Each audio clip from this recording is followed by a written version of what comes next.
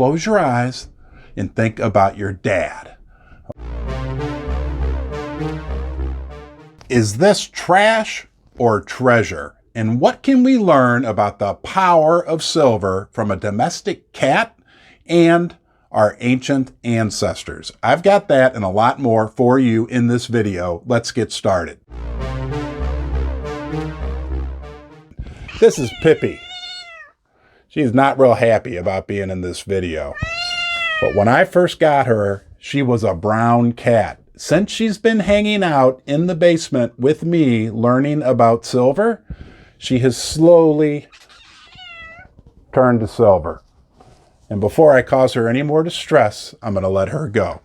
Next, I want to talk to you about my friend who's become curious about silver. He called last night and was wanting me to explain to him one more time why or how, or give an example about silver being valuable always. You know, thousands of years it's been valuable. And here's what I came up with for him. I said, close your eyes and think about your dad, okay? And then think about your dad's dad. That would be your grandpa.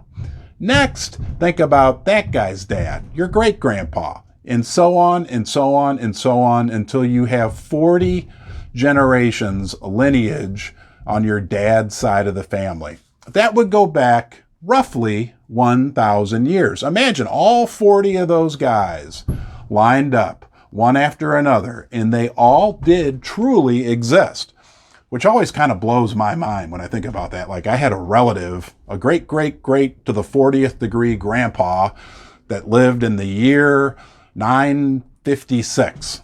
Anyway, all 40 of those good-looking, in your case, I'm sure, very good-looking guys are lined up.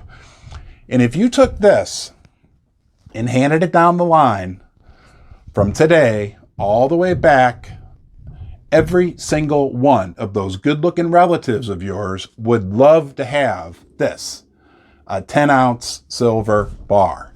There's really not much else, very few things that you could pass along that line. Maybe some intangible things like love and generosity, but in terms of real things that would be worth something to every single one of those 40 guys that are all lined up, again, your good-looking relatives, this is something that they all would have a keen interest in having. And, you never know. Maybe this exact 10-ounce piece of silver, it could be recast and melted over all the, it could be the same piece of silver. It would be valuable to each and every one of them. And he was kind of silent on the other end of the phone. And then I knew he got it when he said this. He said, yeah, Ron, you know what? Any one of those 40 generations on my dad's side, my great-great-grandpa to the 24th degree, who was alive in 1100, the year 1100, could have used the 10-ounce silver bar to buy roughly, let's say, a week or 2 weeks worth of groceries. Any of them, though, along that whole line.